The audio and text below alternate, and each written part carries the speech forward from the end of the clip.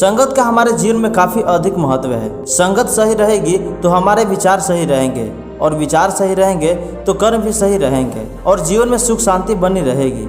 इसीलिए सत्संग करते रहने की और अच्छा साहित्य पढ़ने की सलाह दी जाती है। सत्संग हमारे जीवन पर कैसे असर करता है, इस संबंध में गौतम बुद्ध की एक कथा प्रचलित है जो आज मैं आपको सुनाने वाला हूँ।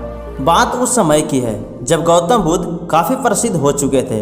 वे रोज प्रवचन देते थे जिन्हें सुनने के लिए काफी लोग पहुंचते थे। प्रवचन सुनने एक लड़का रोज आता था। वह गौतम बुद्ध की सारी बातें बहुत ध्यान से सुनता था। काफी दिनों तक प्रवचन सुनने के बाद एक दिन उस लड़के ने सोचा कि मैं प्रवचन तो रोज सुन रहा हूँ, लेकिन मेरे जीवन में कोई बदलाव नहीं आ रहा है। बुद्ध बातें तो अच्छी बताते हैं, लेकिन कुछ लाभ नहीं हो रहा है। मुझे इसके बारे में बुद्ध से बात करनी चाहिए। अगले दिन वो लड़का बुद्ध से बात करने की इच्छा लेकर पहुंच गया।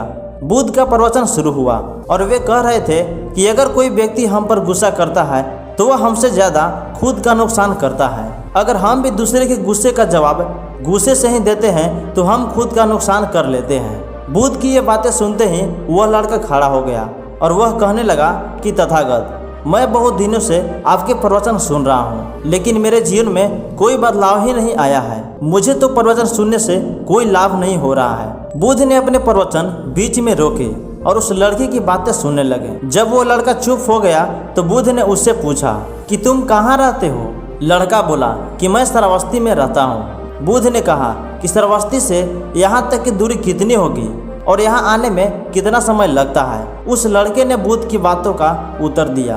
तो बुद्ध ने फिर पूछा कि यहाँ आते कैसे हो।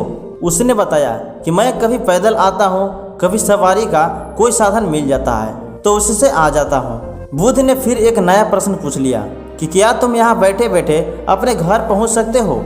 ये प्रश्न सुनकर वह लड़का और वहाँ बैठे सभी लोग हैरान हो गए। लड़के ने कहा कि ये कैसे संभव है, मैंने बैठे बैठे कहीं और नहीं पहुँच सकता, इसके लिए तो मुझे चलकर जाना होगा।